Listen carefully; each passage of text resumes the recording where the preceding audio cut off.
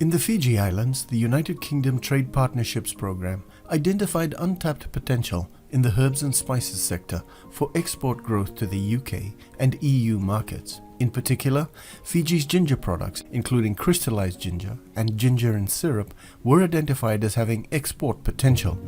The ginger industry in Fiji will never be able to compete with those big players in Asia. But Fiji ginger we also enjoyed with its good reputation both in Europe and the US because of this the organic environment we have and the unique taste aroma of Fiji ginger.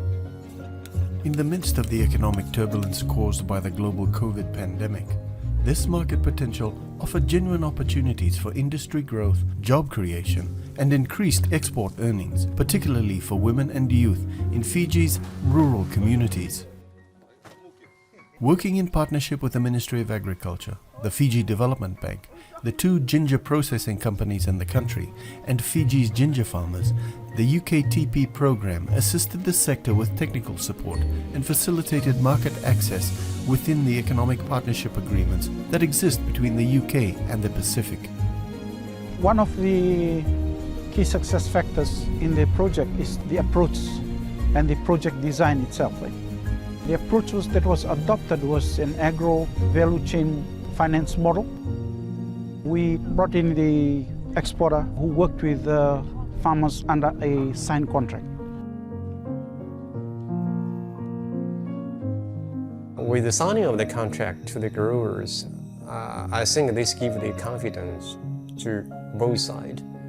To the growers, they are confident they got the market. And for us as a manufacturer, we also get more confidence we can get enough raw materials before we sign our contract with our distributors overseas. This gave the exporters the security that they needed, that they would get the quantity and the quality of ginger they want come harvest time. On the other side, the ginger farmers had the security that their ginger would be bought when it's harvested, all of the ginger, provided it's of the quality and the specification of the exporter. So when this relationship is intact, coupled with continuous communication between the two parties, which is facilitated by the project, the bank was willing to come in and piggyback on that relationship.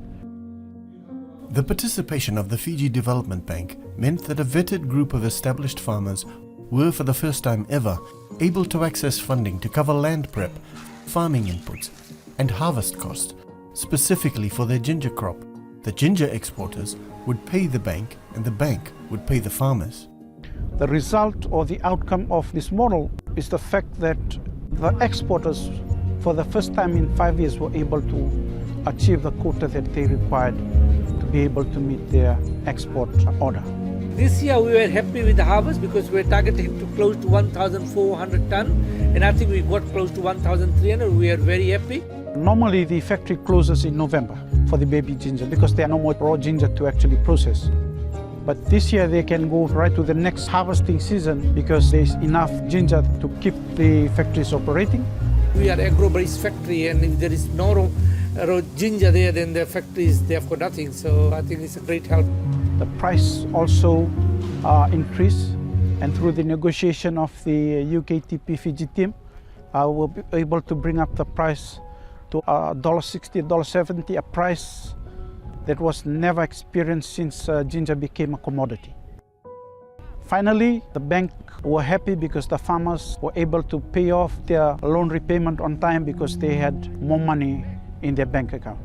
This is a win-win situation for everyone. A perfect agro-value chain model where the farmer goes home richer, the exporter goes home with more ginger to process, and the bank goes home happy with all repayment being met on time. While the structural arrangements facilitated by the program set the foundation for its success, it was the work on the ground with the farmers that enabled it. Ginger is just a short period crop, 5 to 6 months. Before harvesting, when there is a problem detected, you should know what to do in order to recover the crops and recover all the expenses that you spend. Part of this model is the training of farmers. The project encourages the inclusiveness of women in the agriculture sector. In that way, what we did, we invite women and the men together for the training. We've seen a lot of changes coming along the way. Even when we go out to the farm, we've seen women and men working together on the farm, which is, acceptable in the Fijian communal way of living. The project not only supported women inclusiveness in agriculture, but also farmers who are living with disabilities. With this COVID situation, what we did, we recorded videos and with some practical on the field and get it to the farmers for them to view, and also reminded them as a form of, whenever they've forgotten any practice of ginger farming. Also train the farmers on theoretical component of ginger planting, good husbandry practice, and of course financial management, which covers good record keeping, and also farming as a business whole family approach, where they need to leverage on the experience and the learnings of their family members to boost their commercial orientation. I think they should be able to better understand their role in the supply chain and take this farming as a business. So I believe this is a good way, a way of sustainability. We have to be aligning ourselves to the market and not to only what we know as farmers. So that's the most important thing that we should be doing as farmers. We should be talking about it. We should be actually doing it, like what the market requires. So that if we want prices to go up, that's the only way up the value chain. They are now planting according to the specification of the market, and they also know the expectation of the banks. In the first crop year, the UK Trade Partnership Programme has supported 237 factory workers, of whom 75% are women, and 100 ginger farm owners, of whom half are women, as well as 570 seasonal labourers.